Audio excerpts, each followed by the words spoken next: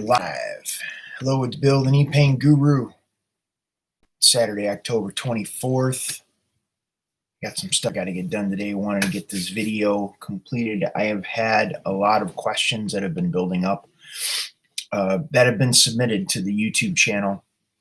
And I wanted to address those today, kind of like rapid fire, go through them so I get everybody's questions answered so you kind of know what to do based on the questions you ask.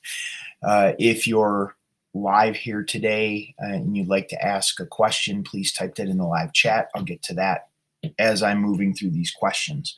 So I have them here on my laptop and we'll just kind of go through them. So this question here is from Calabrese 007 from back on October 15th. It says, what are some most consistent problems after ACL surgeries that, along with neurological tension, causes loss of extension and flexion?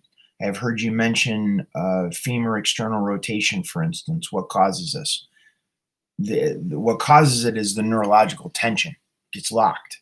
Like when I threw the softball to first base, the tibia and fibula in the lower part of the leg were rotated internally. The femur was rotated externally. The hip was rotated back. My right hip was extended. It was as I was throwing when the last part of the ligament snapped, and that causes the body to kind of freeze. You know, the fight, flight, or freeze response happens at the moment of the injury. So that was my experience with my ACL. Depending on how you or someone else tears their knee or damages their ACL, you'll have to, that's part of the process, learning the pattern that is stuck in your own neurology. I could point to what is true for me, but it may not be true for you.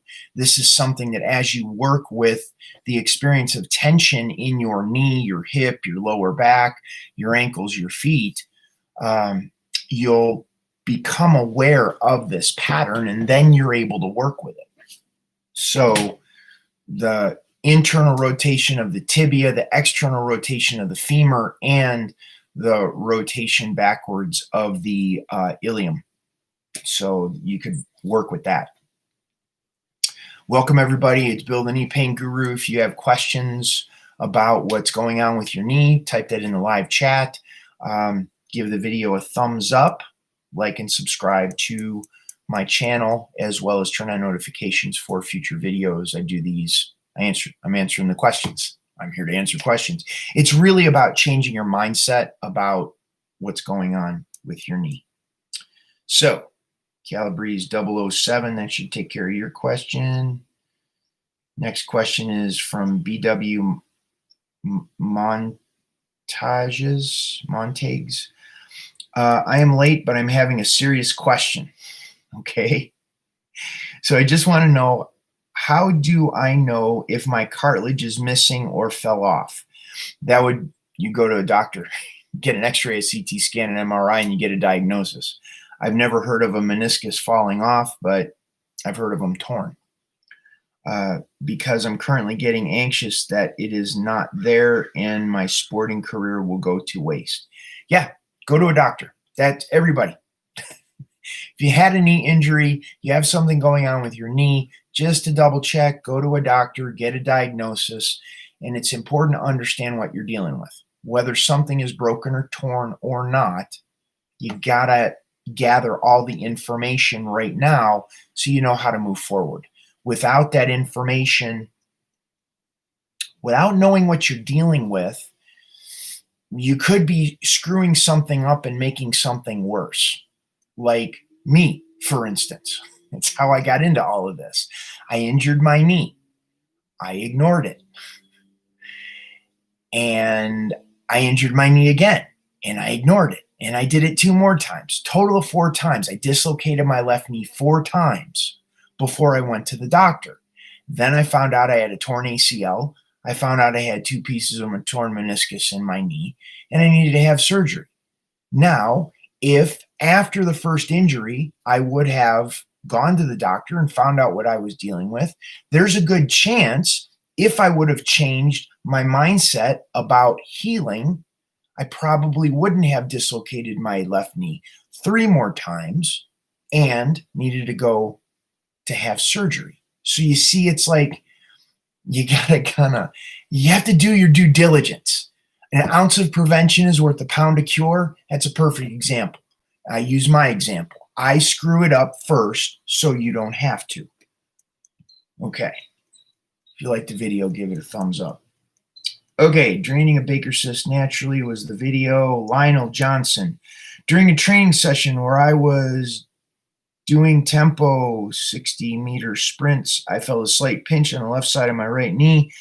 Since it wasn't bad, I continued to work out. When I went home overnight, it swole and got stiff with some pain. I noticed, along with the swelling, a knot behind my knee. This happened at the beginning of August 2020. Now it's October 22nd, and it's still there. I tried icing, heat, a TENS unit, and stretching, and still not going away. The overall swelling is gone, but the knot remains. I have returned to easy workouts, and some days with good warm-ups, I'm able to complete my workout with bad swelling afterwards. Some days, though, it gets stiff enough that I have to skip a day before working out again. Can you give me some wisdom? Lionel. Yeah, go to a doctor. Get your knee checked out. What I just told BW montages. Yeah, like Lionel doesn't know what's going on with his knee. Could be something torn. Like the pinch could be something with his meniscus. A pinch could be something with a tendon or a ligament in the knee. We don't know. Get an x-ray, CT scan, MRI, get a diagnosis from a doctor. Then you know how to move forward. One thing it's important. I am not here to give anybody a diagnosis. That's not how this works. The doctors have a distinct parameters in how they are able to help you with your knee. Distinct. Once you're outside of that box, the doctors can't help you. If something is broken or torn, you want them in your corner.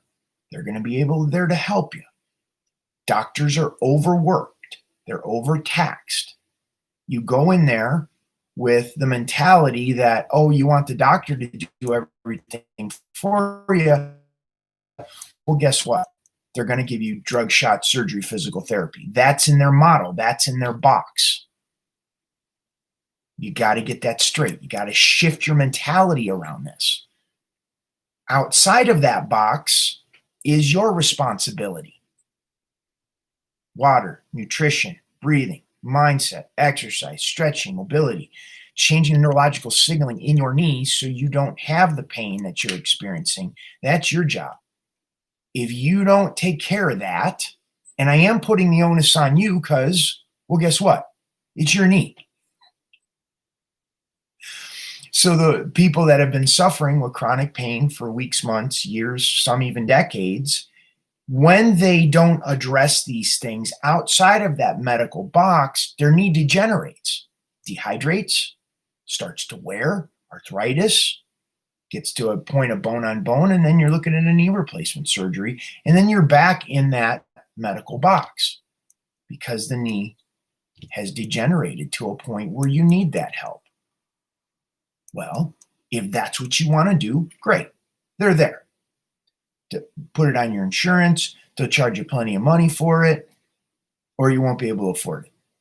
Now over here, this is the ounce of prevention is worth a pound of cure. This is doing your due diligence and taking care of your own knees, learning how your body works in a way so you don't end up there. So, Lionel, there's my wisdom for you. BW montages. So I believe I said, what's the diagnosis with your knee? Or what did your doctor say? Yeah, but I don't go back until December. Okay. Well, then what are you going to do between now and December?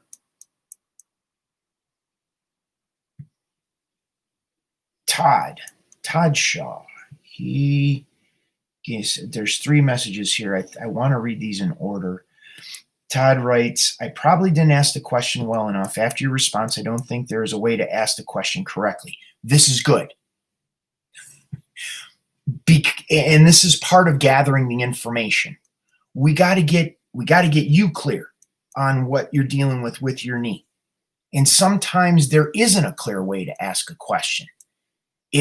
We got to sometimes it's a little bit of a struggle to figure out how to gather the information to get your mindset in a right place so you can move forward with the progress with your knee. So Todd, like, I'm giving him props because he's acknowledging the fact that it's a difficult question for him to ask. And that's like the first step. And a lot of people with knee pain in general, we can't just isolate the knee, they'll be kind of like, oh, I don't want to ask anything. And what ends up happening is they stay stuck there. Because of that, it's a literal fear to step forward, literal and figurative. Anyhow, good job, Todd. Like you said, without seeing me or seeing the MRI, there's just too many variables. No, I don't need to see you, and I don't need to see an MRI. We just need to know that nothing is broken or torn in the knee or what we're dealing with. That's the piece that we need to know. We get clear on what you're dealing with, then we can move forward. The crystal ball response is common, so unless I just can't walk, there is no reason to have the surgery because, like you said, it might cure, it might not. You know what? Now I'm thinking Todd might have had a what do you call it? Meniscus surgery or meniscus tear. That's what I asked you. I thought you might have a better answer. Now they say a meniscectomy is a sham surgery, so I don't know if I should or shouldn't have it.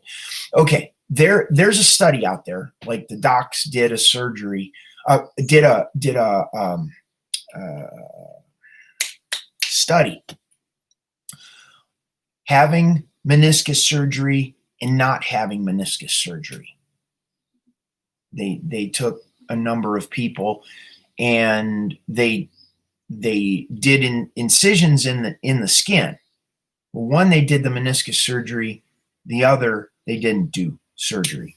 And they said after a period of time after the surgery, there was no significant difference between those that had the surgery and those that didn't have the surgery. So if you can get yourself out of pain without having the surgery, like the surgery is always an option, but if you can get your knee out of pain without having to have a surgery, then why put your body through the trauma of having a surgery? So that would be my place, Todd, or that would be my perspective. I mean, you're kind of even saying it. Now they say a meniscus surgery is a sham surgery, which is kind of the placebo that happens when they just did the incision in the skin in the study. So if it's a sham surgery, I don't know if I should or shouldn't have it. Well, if you already think it's a sham surgery, why have it? You're kind of answering your own question. Okay. I wanted to commit on injections for meniscus tear. If you have osteoarthritis and a torn meniscus, you run the risk of having a meniscectomy and still pain after surgery. If you get the shot and the pain goes away, the pain is most likely coming from the osteoarthritis. No, it's not actually coming from the osteoarthritis. It comes from nerve irritation. The osteoarthritis is just the diagnosis. It's important to make that distinction. Nerve irritation is the only reason you feel pain in the knee. Osteoarthritis is diagnosed as dehydrated joint. There's a distinction there. You start learning how to rehydrate the joint, create space in the joint, rehydrate the joint, the pain goes away because the nerves are no longer being irritated. If you still hurt after the shot, then I think the pain is coming from the torn meniscus. You might as well have the meniscectomy. You're kind of like a dog chasing your tail. You're talking about different things that don't it's kind of based on false premises. Nerve irritation is the only reason you feel pain in your knee. You get the pressure off of the nerves, the pain goes away. It doesn't matter if you have a torn meniscus. It doesn't matter if you're diagnosed with osteoarthritis. You don't need a shot, and you don't need a surgery. And that's what I talk to all my clients about. If your knee didn't hurt, and if you had full range of motion in your knee, would you go to the doctor? Most people say no. Why would you go to the doctor?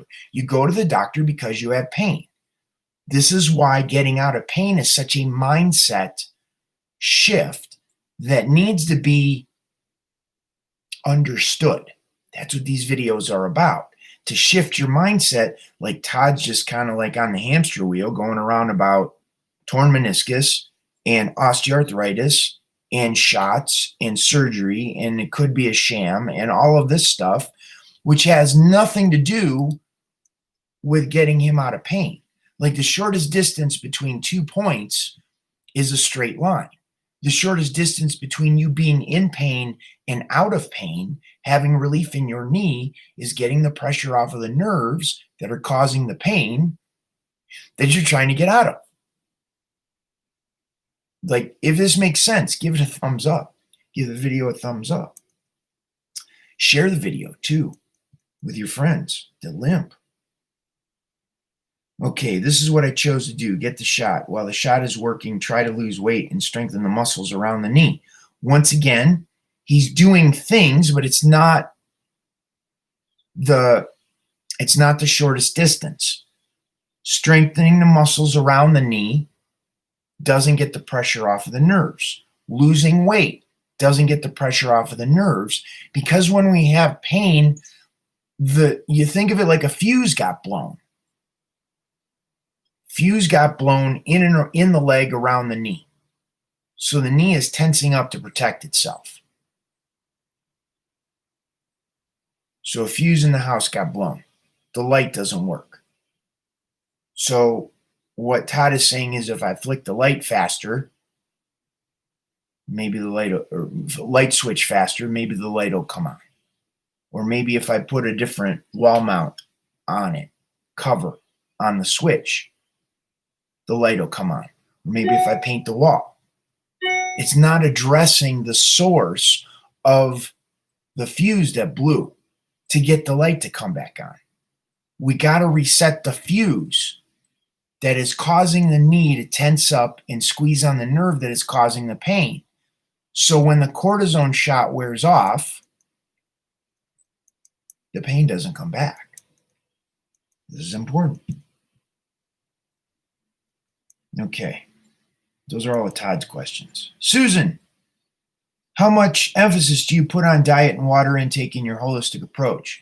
I put more emphasis on water, primarily because we're changing the neurological signaling in the knee, and the neurological system, our nervous system, neurological system, our electrical system, is what we're changing. Water conducts electricity. If you're dehydrated and you're trying to change the neurological signaling, like I was talking about in Todd's knee, or anybody's knee, which is the nerve irritation, and the body's dehydrated, you're not going to be able to send that signal throughout the rest of the body.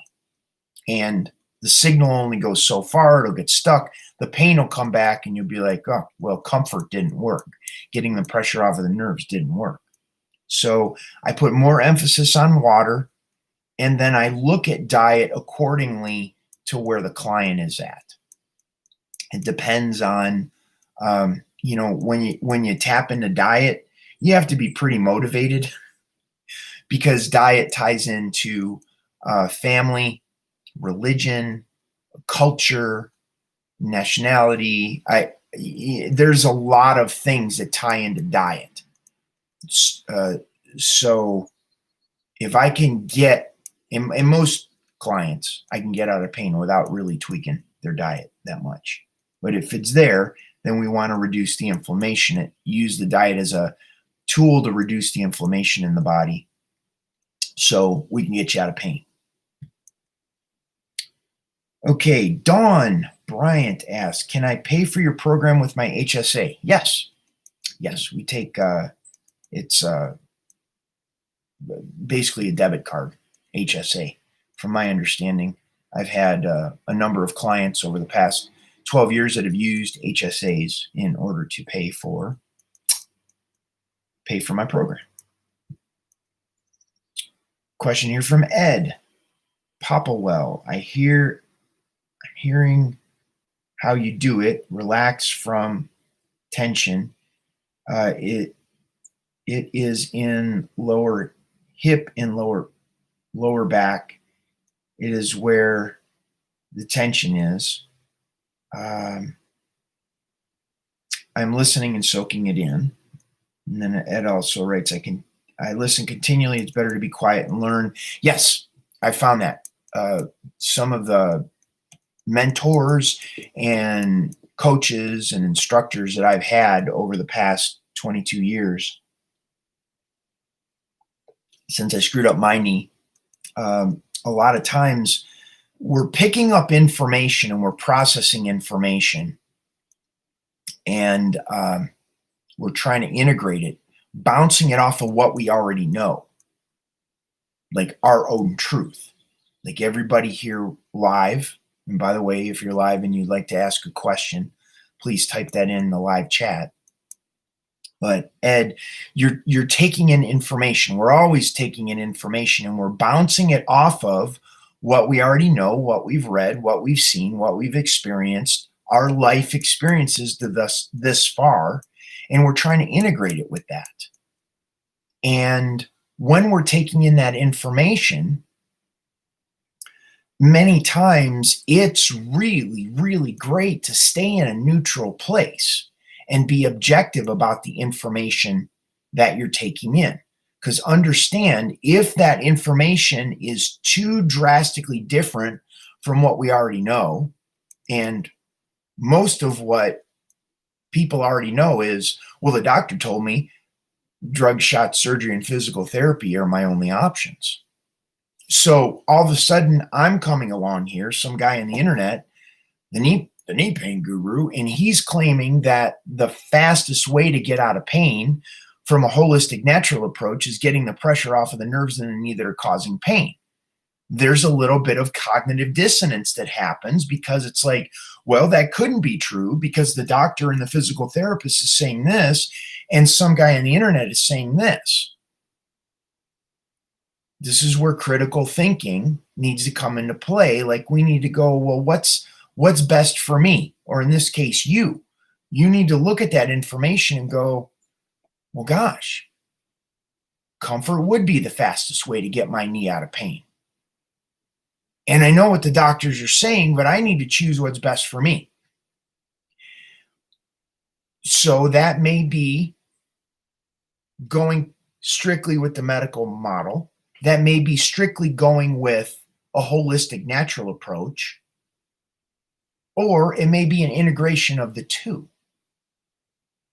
And this is where you see some people. Some people will choose to go to medical route just because insurance pays for it.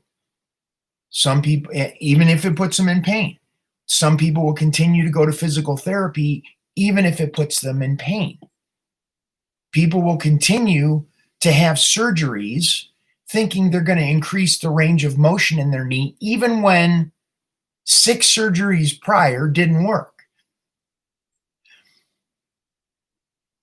So there's a victim mentality that goes into that when you're giving all your power up to a doctor or physical therapist. Question what's going on. Ask them why. What are the results? How successful has that been? And look at those things. So that's it.